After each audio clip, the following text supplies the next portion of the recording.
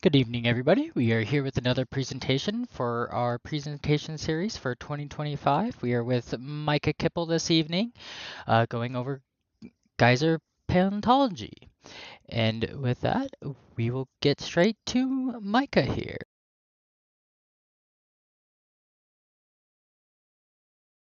Good evening, everyone. Welcome to my webinar presentation for GOSA. We're going to talk about a topic tonight that is very near and dear to my heart. We are going over Geyser Paleontology, Sinter Morphologies, and its applications to dormant and extinct features. So, all of us that explore through the geyser basins and spend time in Yellowstone and love our fountains are familiar with the formations, at least at a glance, that make up these wonderful features. And one of my mottos in life and in my as I was going through my geology degree and as a tour guide in Yellowstone is that every rock has a story. And if you put all those stories together into one volume, it makes Shakespeare look like it was written in crayon. And these formations are no different. And I am really excited to kind of give you a spark of curiosity tonight to tell you about how we can use these formations and get a little bit of more appreciation for the stories they have to tell for our geysers. So, if you're coming to us for the first time or joining us, my name is Micah Kipple. I am the president of the Geyser Observation and Study Association.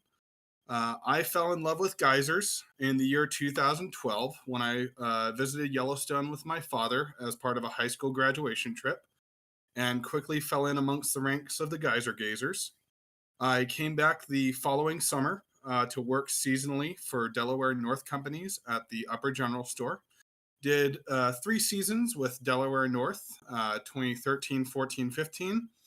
Following that period, I took a 2-year break to get my geology degree from Central Washington University. And once I graduated, I jumped right back into the seasonal game in Yellowstone, working for Xanterra for several seasons. And in 2020, I became the GOSA president. And Yellowstone is kind of where I got involved with geysers, but my specific interest in Sinter that we'll be talking about tonight started in Mickey Hot Springs, which is a small thermal field in southeastern Oregon in the desert, where I began noticing all of these different types of sinter that you can get and possibly what it means for the activity of those features. If you're interested in that presentation, I did a presentation about Mickey Hot Springs last year, which you could find on the GOSA YouTube channel. But tonight, we're going to get oriented here first off, just so we kind of have a roadmap of what we're going to be talking about.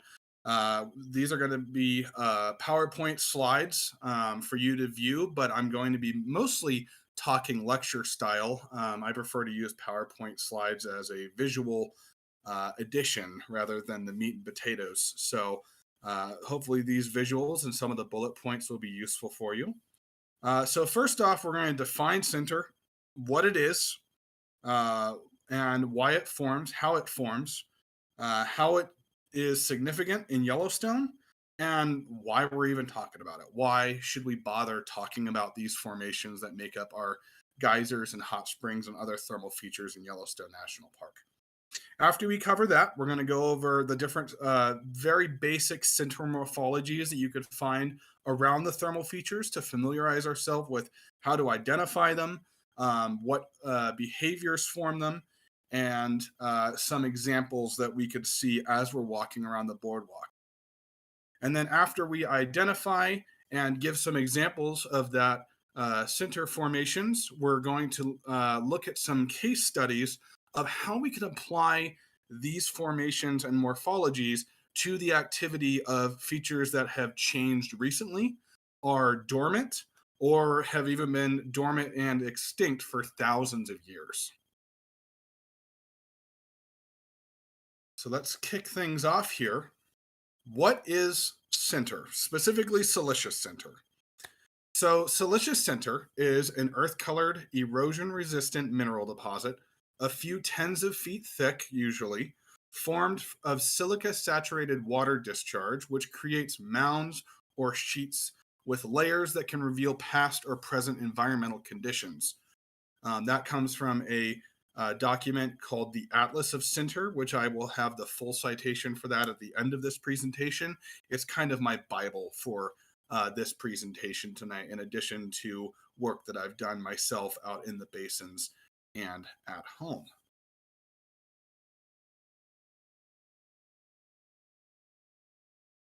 So, Sinter, we are familiar with the Sinter formations in Yellowstone and the general topographic features it forms. Most of us that watch and study geysers around Yellowstone National Park are familiar with the general categorization of features, specifically geysers, into cone type and fountain types. But tonight, what I'm hoping to get across is that it goes so much more deeper than that.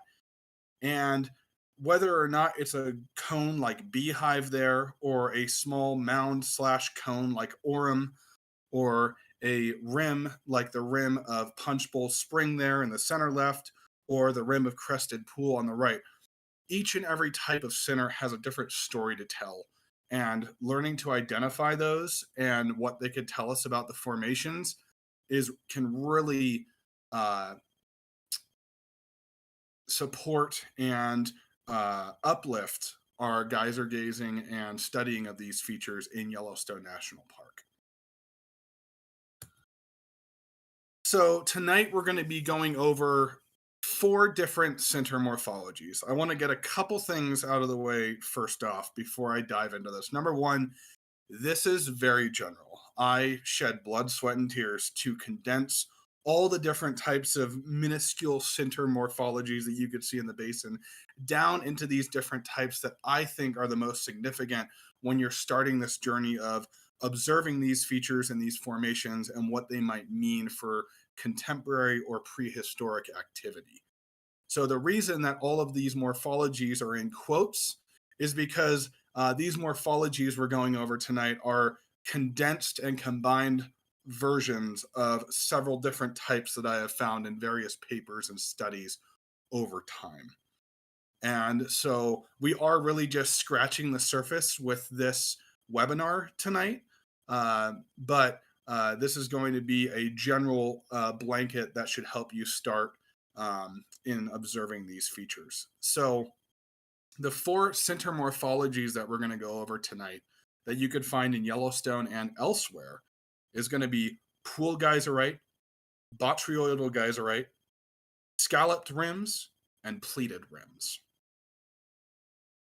And you could find those all over Yellowstone, typically in more alkaline or basic areas. Acidic areas like Norris or Mud Volcano, as we know, Sinter formations are not as common there. And so it's not very often that you'll find formations like these in those areas. Not to imply that they are any lesser than these areas, but you just maybe not the best spots for studying this subject matter. So we'll kick things off with pool geyserite, and we'll start you off with a definition there that you can see on the screen. Pool geyserite can be defined as a thin, hard crust of earth-colored sinter lining boiling pools, discharge channels, and occasionally vents. It forms very fine layers, and it's generally a smooth appearance, and it lines the bottom of craters, vents, and channels. To illustrate one of the best illustrations of pool geyserite that I have found as I've been looking all over for photos is the vents of my dearly beloved favorite geyser, Anemone.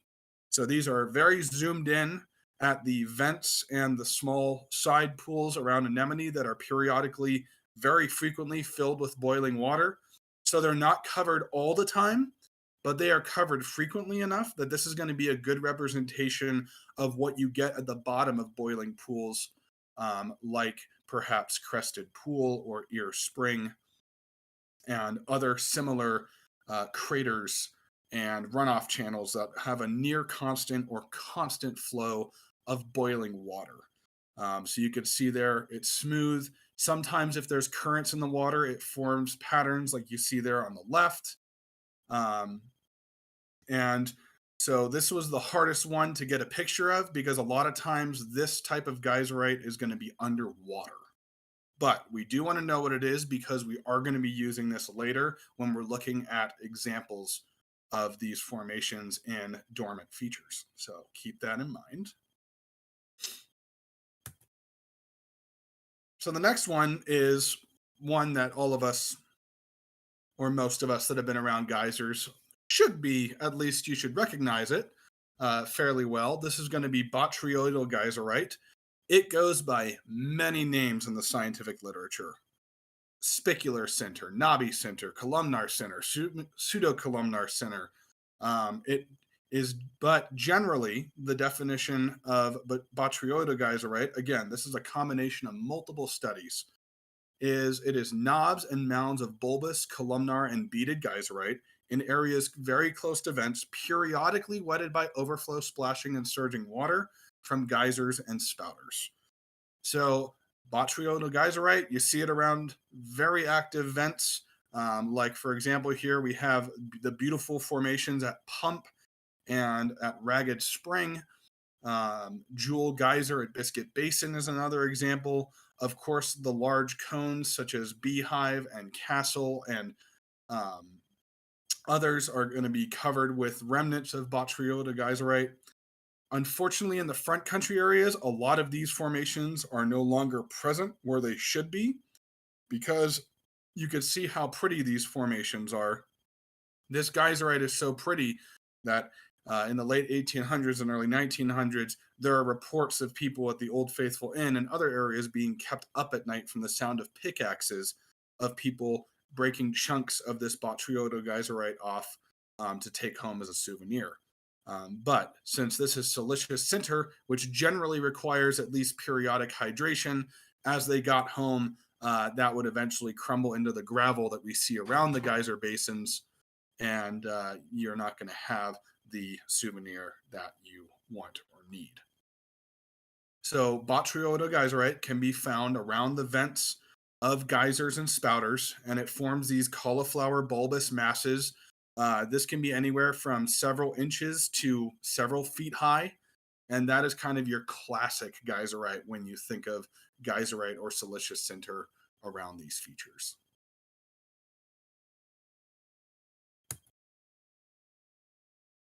So we've seen geyserite, which is going to form around the vent areas of erupting geysers, generally coned geysers or spraying vents or splashing vents. But another sinter formations that we need to pay attention to is the rims around pools. So we'll start with scalloped rims here. These are flat-topped sinter rims that are generally 1 to several inches thick, having finger-like or circular projections extending several inches to several feet over the pool surface. Now, scalloped rims, as I call them, again, this is one where I combine several different types of further broken up rims categorically, and I combine them into one. But these are going to be generally deposited on the edge of quiet pools where the water level is static or almost so, and it doesn't go up and down very much. There's not a lot of wave action. We're talking about things like Blackpool at West Thumb, Shield Spring across from Castle in the Upper Geyser Basin, Heart Spring, Silex Spring when it's not erupting, and other quiet pools. You're going to find these scalloped rims. And so there you could see some good examples. That's Blackpool on the left, and that's the edge of Shield Spring across from Castle on the right. Now we go to our next rim, which is the pleated rim. Pleated, you will not find that word in any scientific studies. Once again, this is a combination of multiple papers, multiple categories that have been put together by various researchers over the years.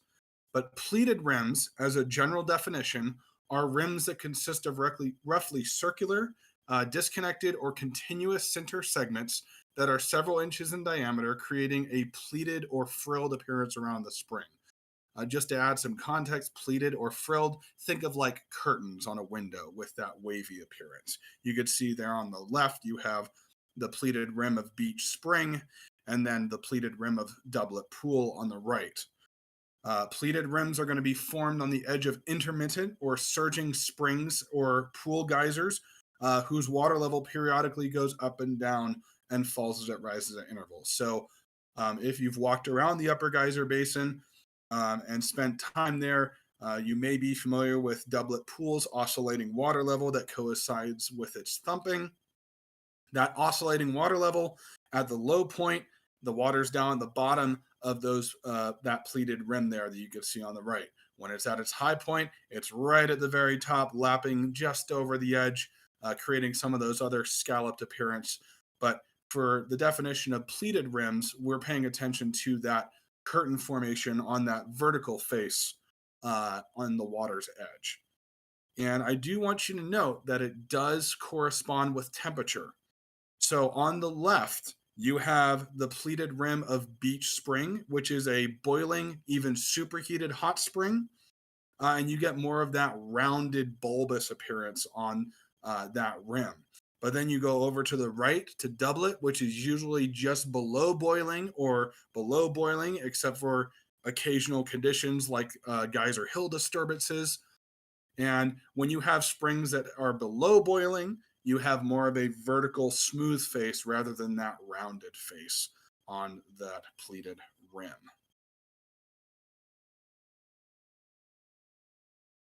So, just to sum up, we have 4 different Sinter morphologies that you could find around the Upper Geyser Basin when you're exploring. We have pool geyserite, which can be found at the bottom of boiling pools, craters that are very frequently filled with boiling water, vents, and channel bottoms. You're going to find good examples of pool geyserite at Anemone Geyser, Shell Spring in Biscuit Basin when it reopens, Depression Geyser on Geyser Hill, and various large runoff channels around the geyser basin, such as perhaps I was thinking around the Grotto area. Big runoff channels where you have very hot, almost still boiling water moving down, and you get that very smooth appearance. We have botryoidal geyserite, which is going to be forming around splash basins and the rims of vents. Good examples of that are going to be Ragged and Jagged Spring in Black Sand Basin, Jewel Geyser in Biscuit Basin, my dearly beloved Anemone, and most of the sawmill group, Sawmill, Tardy, Spasmodic, all of those lumpy, mumpy bumps that you see around those vents and pools are going to be examples of botryoidal geyserite. Scalloped rims, moving over to pool edges now. Again, quiet, static water. It is not going to be moving. It is very infrequently erupting if it ever does erupt. Things like Heart Spring, Silex Spring, Topsoil Spring. Very quiet, relatively calm pools where there's not a lot of agitation in the surface. And then finally, pleated rims, which are going to be intermittent or oscillating springs, either boiling or below boiling. Things like Doublet Pool, Beach Spring, Ear Spring, Surprise Pool in the Lower Geyser Basin, where you see that curtain pattern. And it's generally, I wouldn't say it's taller than it is wide, but you could see here scalloped rims when compared to pleated rims in this image. Scalloped rims are generally very thin, flat, like pancakes. Pleated rims are going to be these very thick, girthy rims that are around the edges of these almost boiling pools. So now that we've kind of familiarized ourselves with some of these morphologies, we can go ahead and start looking at some examples of things that have changed recently or gone dormant, but we either know their behavior or we can infer their behavior based on these morphologies and how they are deposited.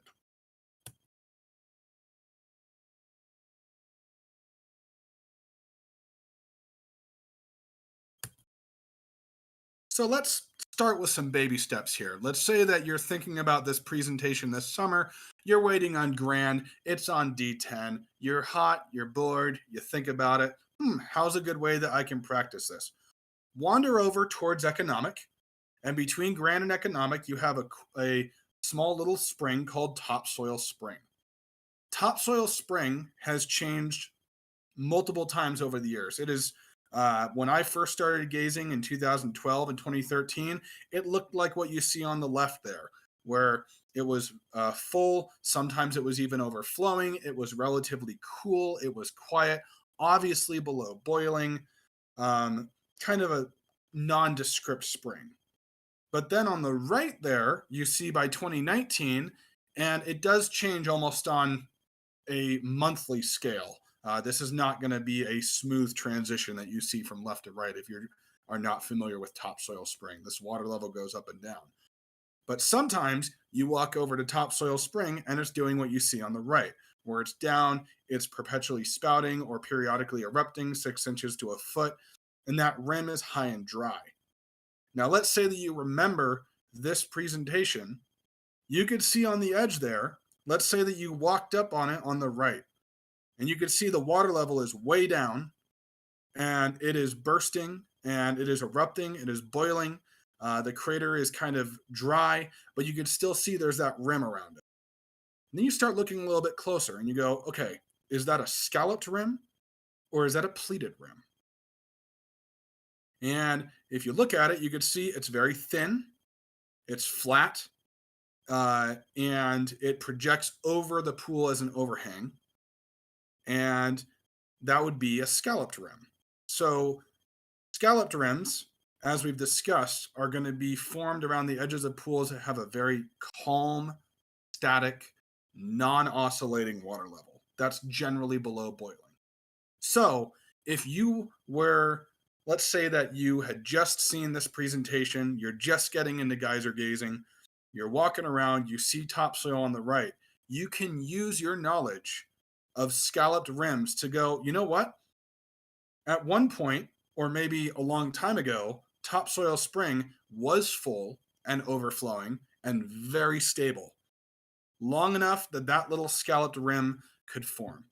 Now, tonight we're not going to dive into the minutia of how fast sinter forms. If you've been geyser gazing for a long time, you could see things that almost never deposit sinter, and then you could see what Vixen pulled starting in 2013. But what we're looking at tonight is just the shape and the morphology of the sinter. Looking here at topsoil spring, you could see that scalloped rim is sticking around despite the change in the feature. So we can start to use these morphologies to kind of piece together what a spring may have done, even if we didn't have historical documentation. So let's go ahead and take that concept and keep moving a little further with a spring that's a little closer to Old Faithful, so more people may actually see it. Pendant spring on Geyser Hill. So this is one of the many, many features that was affected in the 2018 and 2023 Geyser Hill disturbances. Prior to the Geyser Hill disturbance, I personally think that this was one of the most underrated pools in the Upper Geyser Basin. You could see there on the left, it was a gorgeous blue color, indicative of temperatures over 163 degrees Fahrenheit.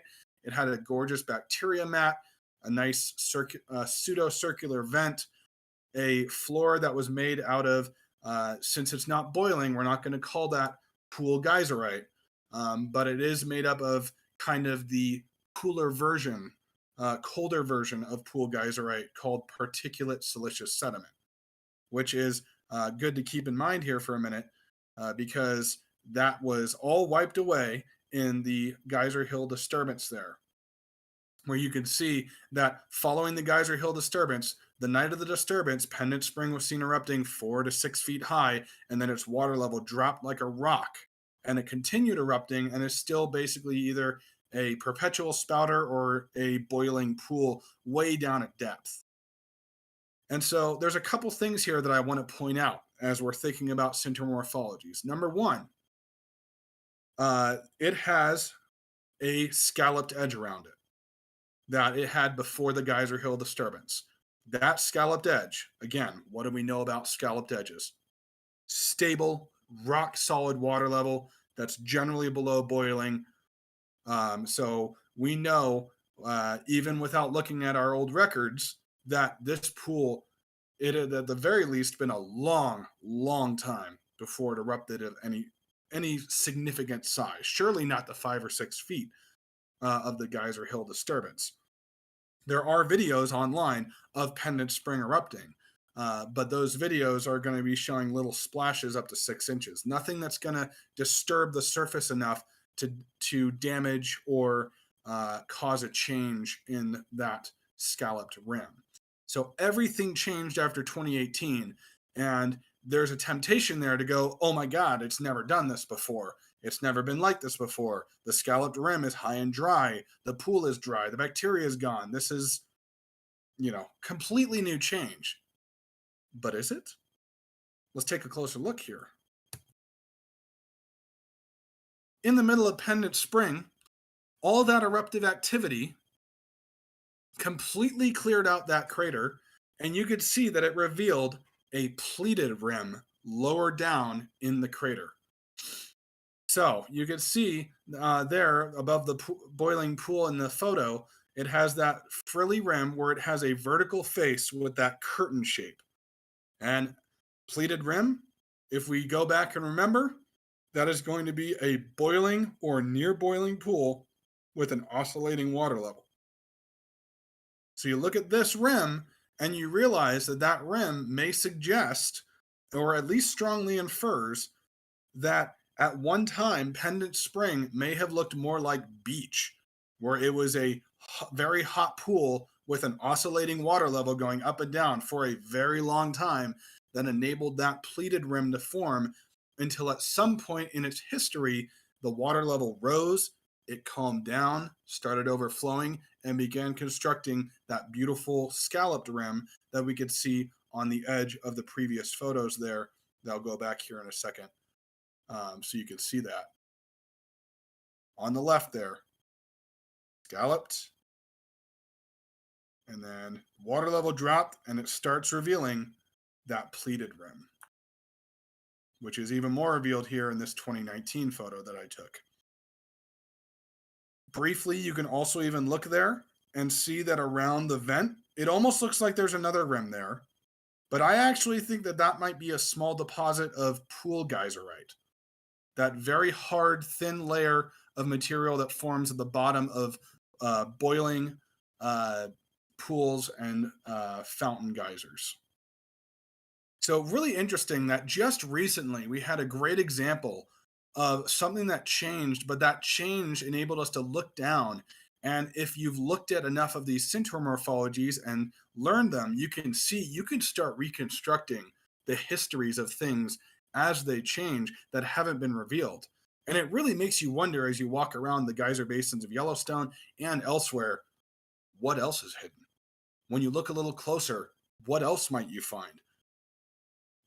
There's a funny phrase that I've been chuckling about as I've been going through and getting this presentation webinar ready.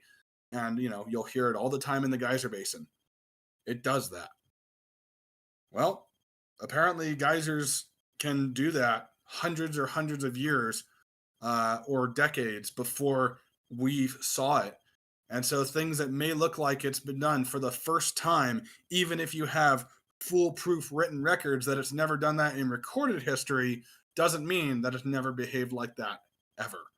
And Sinter Morphologies, like we're studying tonight, is a good indicator of that and how we can kind of march the record back to get a better understanding of these features. So let's keep looking at some other things here. The next one coming up is going to be one of my favorite Sinter stories. So unfortunately, you can't get an up-close look at this geyser next season unless something miraculous happens. This is going to be Coral Geyser in the Biscuit Geyser Basin.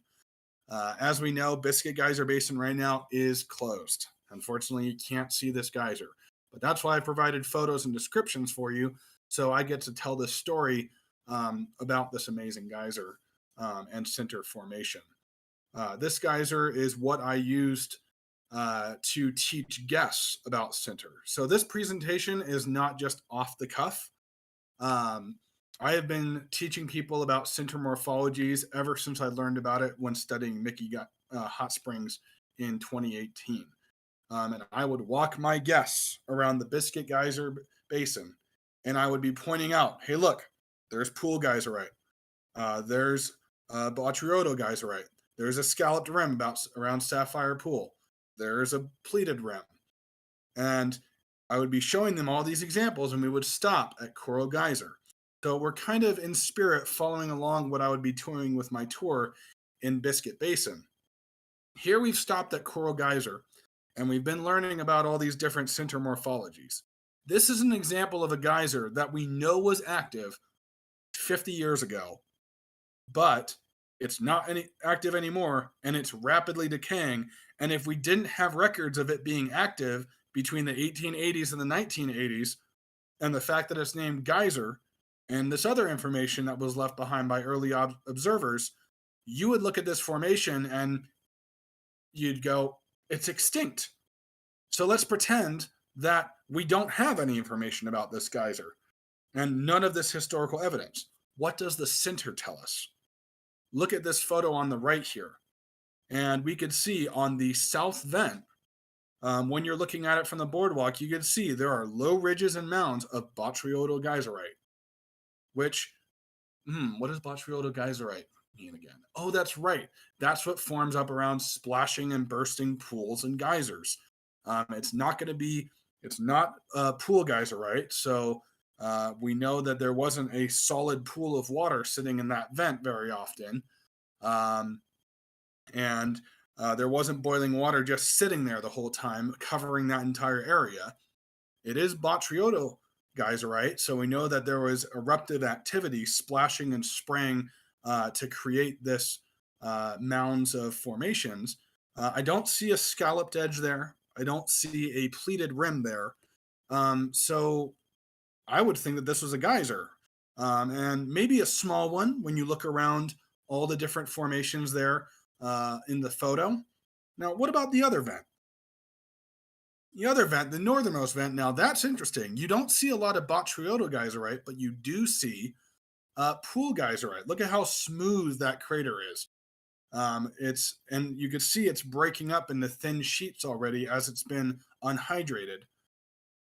And that is going to be pool geyserite. So we know that pool geyserite forms when you have water that's almost always covering up formations and laying down that thin, very smooth geyserite. And that's boiling water. So this was a boiling active feature with multiple vents that erupted.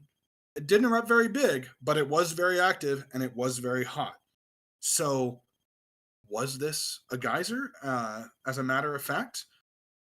So let's look back again. We have Botryoidal geyserite around the southernmost pool.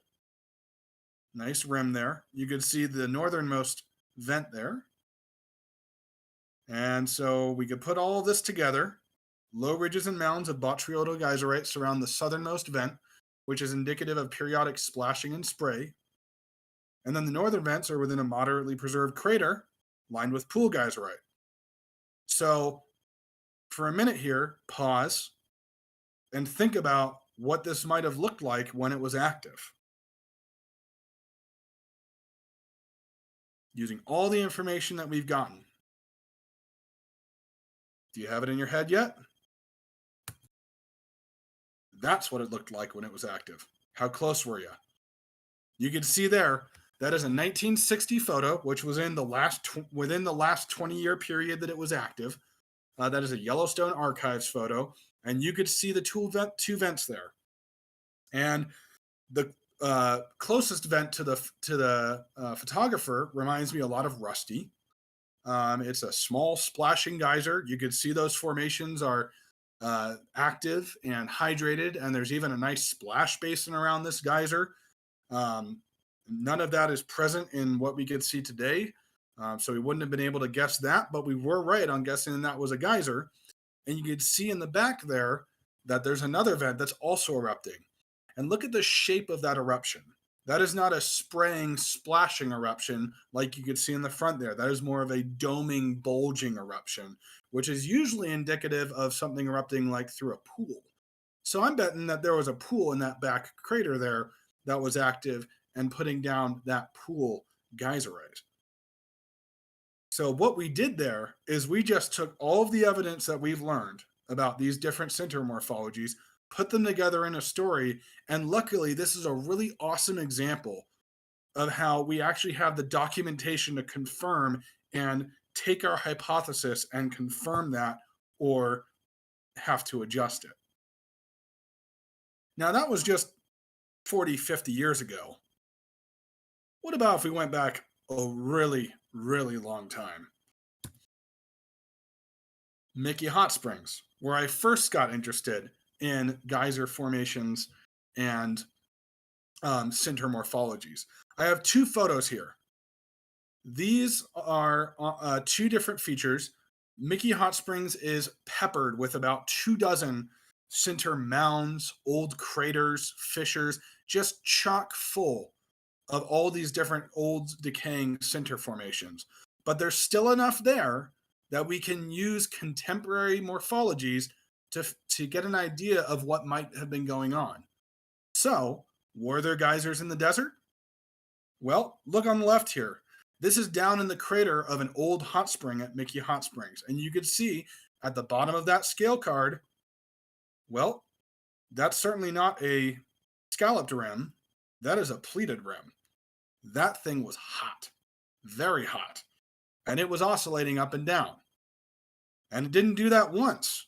I know that the screen on YouTube is going to be a little small, but hopefully if you're on full screen here, I'll help you with my cursor. Right on the other side of that scale card is a smaller pleated rim. So here, preserved in the wall of this hot spring, we have two old rims that show that this feature had at least two periods of boiling or near boiling activity. And I want to harken back to the photos that I showed you when we were talking about defining pleated rims. And if you can remember, is this a more bulbous pleated rim, or is that more of a straight up and down pleated rim? More of a bulbous pleated rim, which we know is more found in springs that are boiling or higher, like Beach Spring.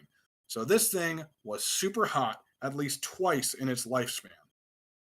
And then over here, we have a straight up cone. You can see on the right here, vent, and there's the slope. And you can see it looks so porous and it looks bumpy because that is botryoidal geyserite. You'll have to take my word for it. I looked at that cone up close. It is all made up of a built up mound of botryoidal geyserite, which means that there was a geyser erupting here at some point in time. Do we know how long ago that was? Yes, we do. I believe I talked about it in my webinar last year, but there was a geology student that dated some of the old pools at Mickey Hot Springs. And dating geyserite and Sinter is a whole other webinar that maybe someone wants to pick up later on in the future. But he dated these formations to anywhere between 13,000 and 15,000 years old. So no one was alive back then that had written documentation of these features. We don't have photos. We don't have any observations of these features at that time that could have told us, hey, these are very hot, boiling features that was a whole geyser basin in what is now one of the driest areas of the United States. How did we just figure that out? How did we just put together the story of a 15,000-year-old geyser field? By using Geyser Paleontology, these Sinter morphologies. We discovered that there is a 13,000 to 15,000-year-old hot spring, and we know that at some point during its history, it was probably superheated and intermittent. And then right up the hill from it, there was a small, cute little geyser, maybe like the size of a pink cone or something. Hard to speculate on that without more evidence.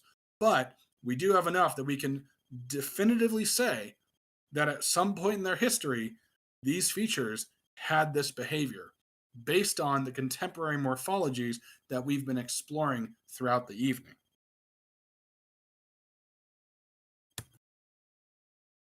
So, now what? Hopefully, as we've been going through this, you've been starting to realize as you've been watching this presentation that paying attention to Sinter and Geyserite is brings a whole new side to geyser gazing. Maybe you're waiting at the giant platform for a hot period, or for a geyser that doesn't have a lot of small spouting vents and precursor activity. Maybe take a closer look at that center. Can you figure out if there's a story that it has to tell? I'm really hoping that this presentation can be a kind of spark of curiosity where you can realize just how integral of a role that these centers play in helping us to tell the story of geysers, contemporary or otherwise. We have spanned so much time. We started looking at a feature that is still active today, topsoil spring and pendant spring, where you could still look at those features and other contemporary features with these morphologies and match the morphology with the behavior of the features.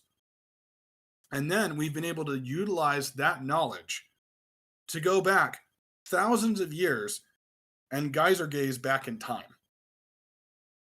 So I really hope that it's gets some of you excited, because once you start to look at these other formations and realize the tapestry of stories that are in the geyser basins, even when we're not actively watching a geyser erupt, there's still a lot to see.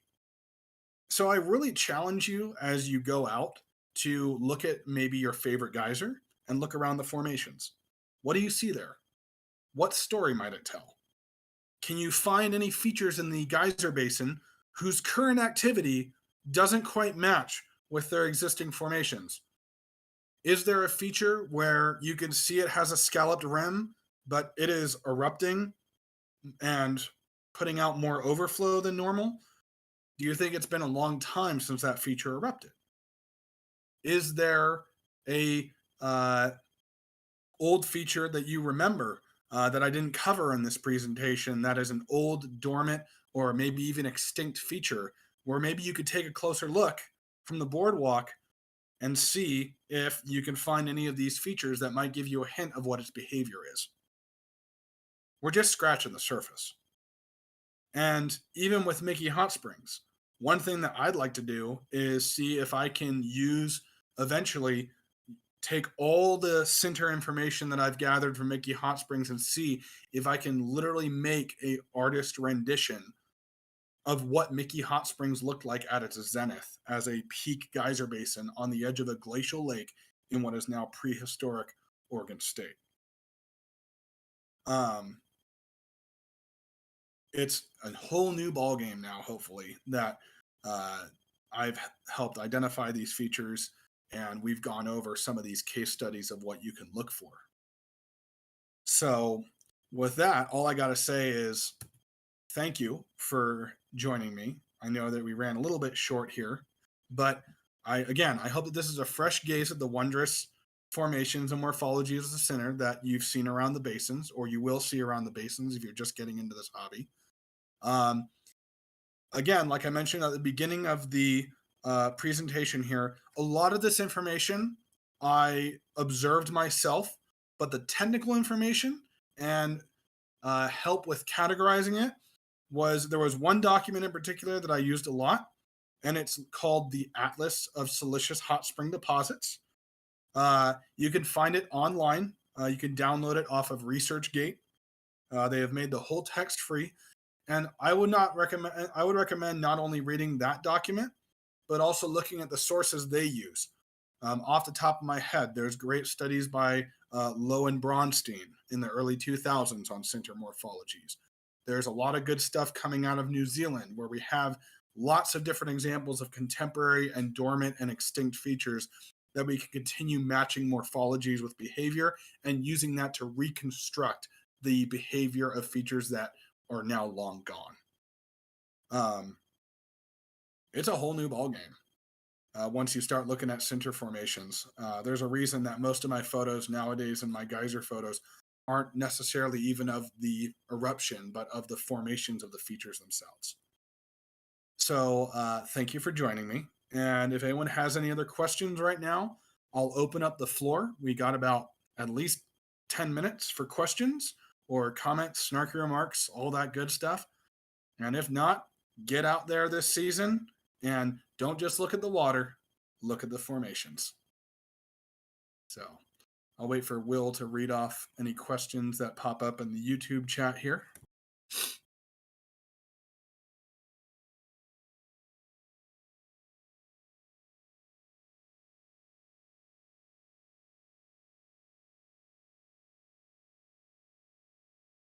Hmm?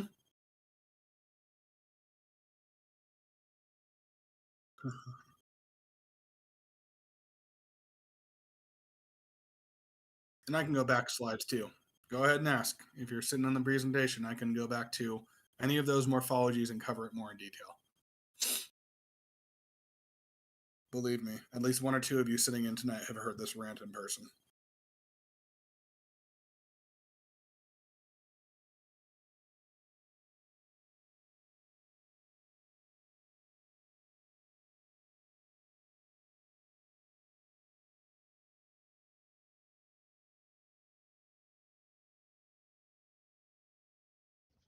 Okay, we got a question for you, Micah. Have you ever Mm-hmm. thought about the formations at Monument Geyser Basin? What could the cones up there tell us about their activity slash how they formed? So the cones at Monument, I've heard several different theories. So confession, I actually haven't personally hiked up to Monument yet.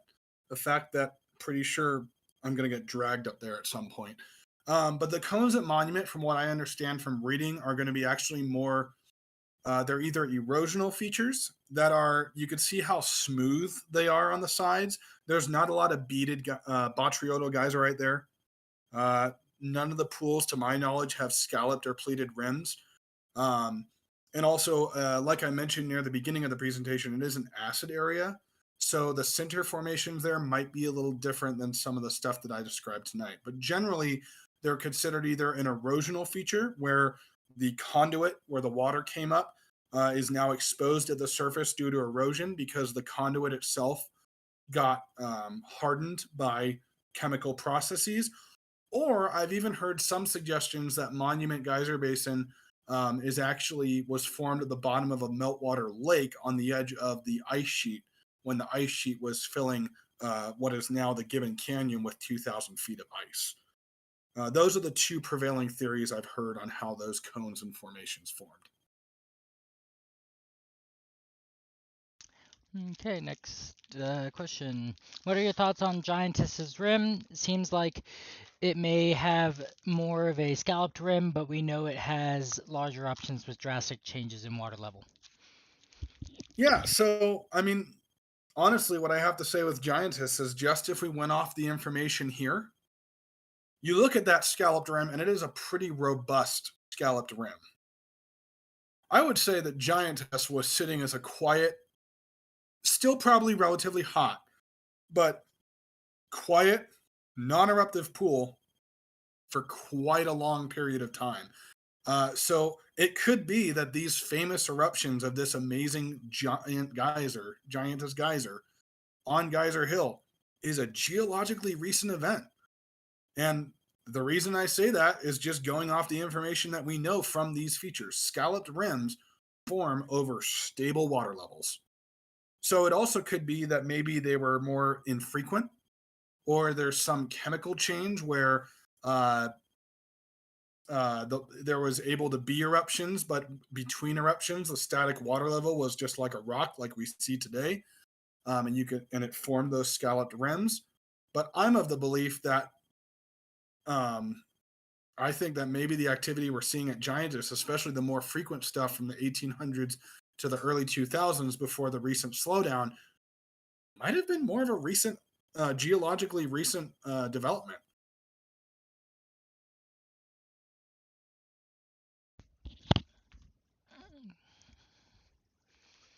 Okay. Expanding upon your "it does that" saying, and I think you touched on it a little bit, but without a majorly changed feature like pennant, could we look at features we see as normal today and look for hints of what they could do? I mean, so it goes back to, if you have a feature, let's say that you have a pool, um, you can always repeat the past, right? So it did that in the past. It might do that in the future. So what I'm thinking of, for example, is again, unfortunately, Biscuit is closed. But if you walk the boardwalk at Biscuit Basin, there are 2 levels of rims at Sapphire Pool. One that has the biscuits that Biscuit Basin was named for, and those biscuits are botryoidal geyserite, which tells us that it was a regularly erupting geyser at one time. And we know before the 1959 earthquake, there were 20 to 30 foot eruptions that periodically wetted those biscuits and helped form that formation. Now you look at the pool level and you can see the biscuits are decaying, but there's a new scalloped rim forming around the edge of the pool. But just the presence of those biscuits, someone new coming in that has no idea what what Sapphire Pool is doing or did in the past, could look at those and go, at one time it was a geyser. I wonder if it can do it again. And it can always do it again, or it can do something new. So my answer to that, that's a very long-winded way of saying the past can give us clues to the future, which is another reason why maybe we should look at formations a little more closely, because maybe we've missed something with a feature that, oh, I'd be shocked if that erupted. Well, we might be shocked, but have we looked at the formations to see if it's ever done it in the past?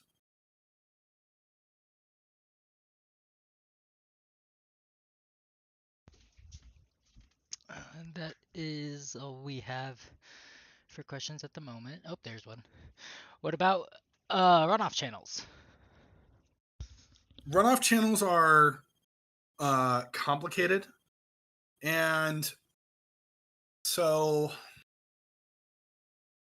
I mentioned that, like, with some, you do see some of these formations with runoff channels. So again, I'm thinking of like things like by grotto. You get scalloped edges around runoff channels. There are features where the scalloped edges and runoff channels can actually form complete tunnels. And those tunnels are really cool. And there's a really good example of that tunnel at Blue Star Spring, right by Old Faithful. And if you look right at Blue Star Spring, you could see that that runoff channel has those scallop formations, which gives you an idea that it was a pretty stable water level. But then there's other runoff channels I'm thinking of in Black Sand Basin by Cinnamon Spouter and Cinnamon West. While I was researching for this presentation, I was looking at some of the formations on the edge of those runoff channels that I took pictures of. And you can see the formations change from botryoidal geyserite to more of a smoother geyserite formation that I didn't cover tonight. That may be indicative of the channel going from something that was when it was forming to when it stabilized. So you can still kind of apply this concept to runoff channels as well. And I guess I'm going to kind of jump sideways and juke that question by saying that might be something that I encourage you to read the Atlas of Sinter and references within it to see if you could start studying runoff channels to see how different is that from actual vents and features themselves. But they do have a story to tell that can be preserved. But runoff channels are also more changeable because they migrate so much, so they might cover up each other.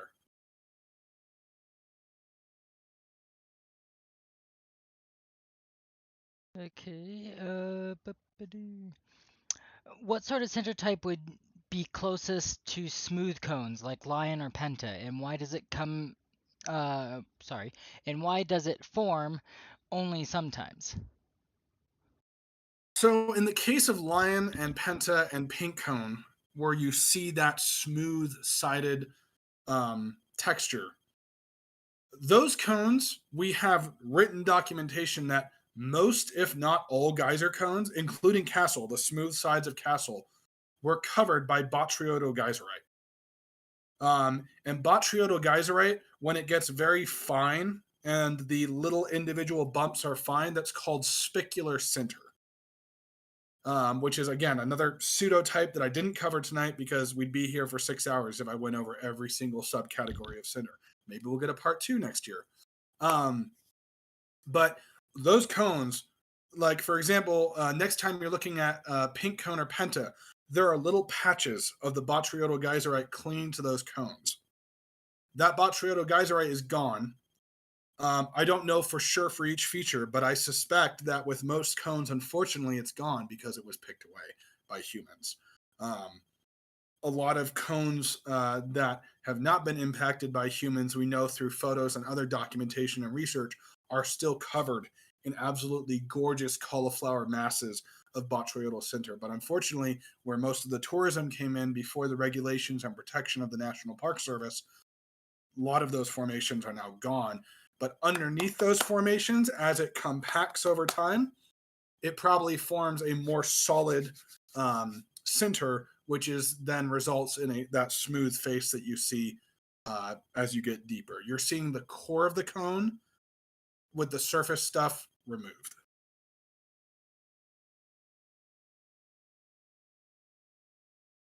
Okay.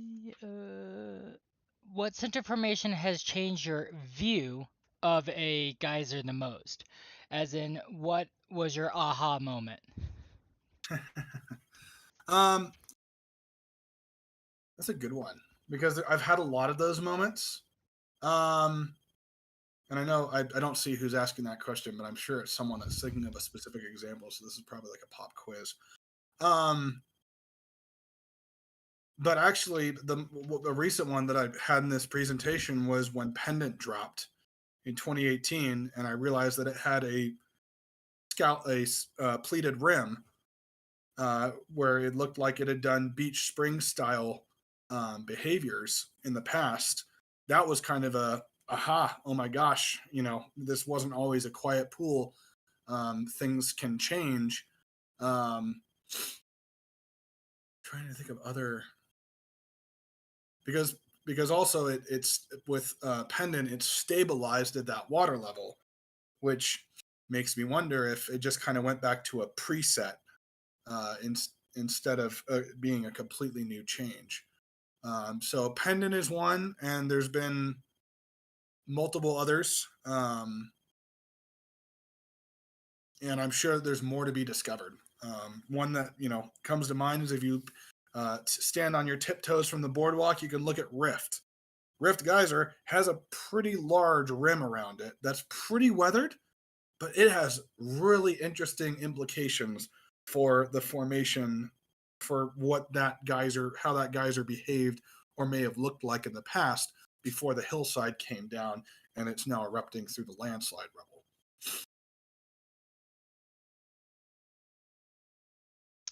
Okay.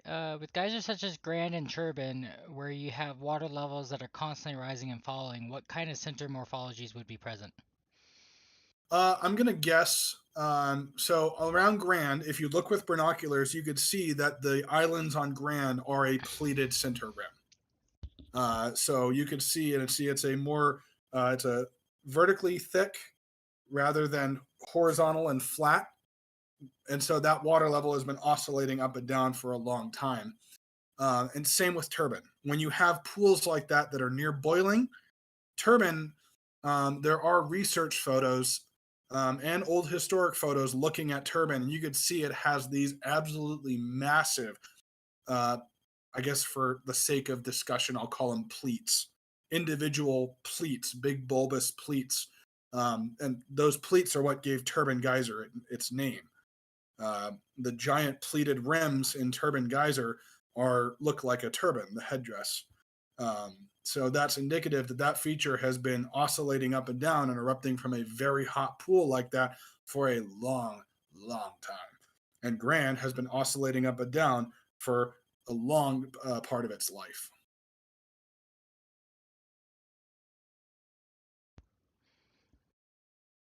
Okay, that's all the questions we have at the moment. So if All you do right. have a question, go ahead and get that in. We still got a little bit of time here.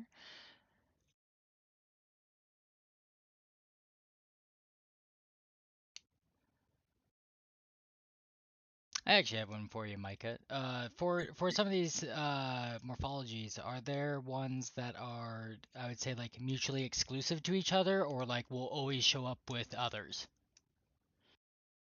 like the different types, or do you see Are you like a talking about like you could find two of the same types? in one feature? Yeah, well, like more of like the splashy one versus the pool. So it's like, do you ever see ones that like you never see this with that?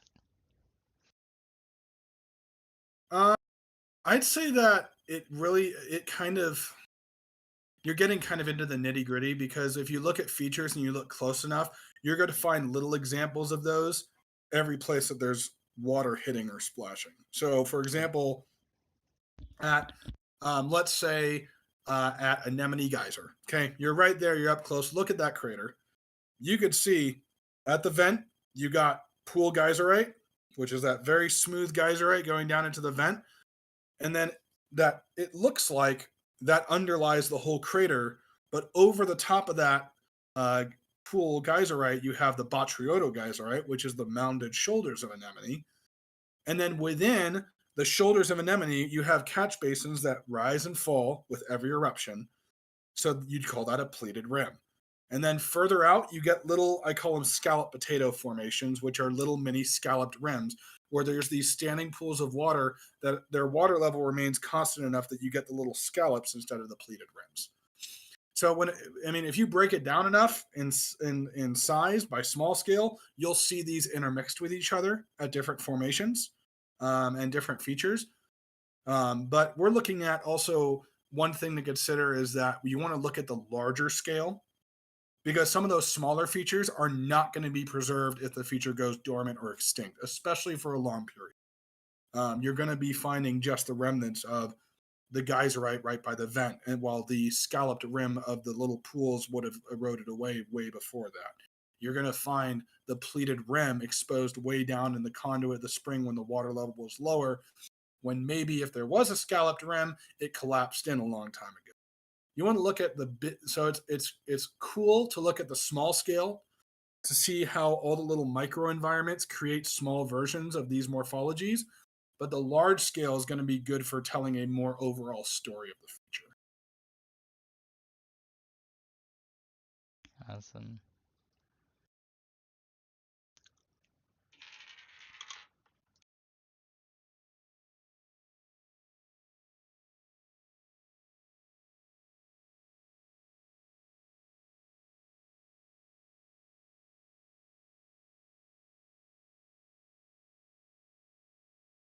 Okay, well, with that, we will go ahead and call it a night. And let's see here. I will be honest, I am being a bad MC. I did not have the next person pulled up. So just It give is me. going to be Craig Thank Munson you. with the Sawmill Group Dormancy and GIS. Awesome. Thank you. That one is one you want to definitely show up for. He's got some great, exciting stuff that he's used with some computer magic that might give us some insights into that very famous dormancy with our beloved Sawmill Group. Okay, we have one question in, and I like it, so I'll sneak it in here. Hit me. That Hit uh, me. Excelsior clearly has a rim that seems scalped when compared to the scale of the feature, but is notably large. What does that tell us about the history of the feature? Um, so if you're talking about are you talking about, if you could look at the chat for me, Will, are you referring to the scalloped rim that you could see down on the modern pool edge, or like the overhangs on the crater rim, the actual crater wall? We'll give him a chance to respond to that.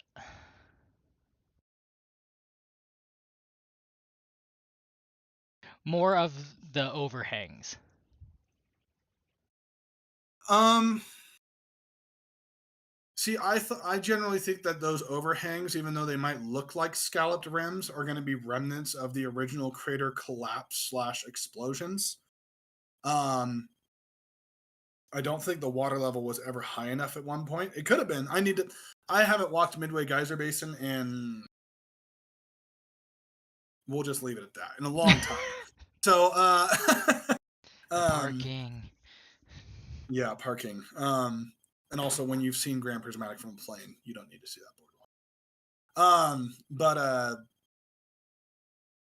it might. I mean, if there are scallops there, that would be indicative of a stable water level at some point at that time. I mean, there are scallops that you could see in aerial photos on Grand Prismatic Spring that are absolutely massive. So maybe at one time there was a pool there. I was always under the impression that it was that crater formed as a series of explosions before the big famous eruptions. Um, but I could be wrong. That's something that I have to look more into. So thank you.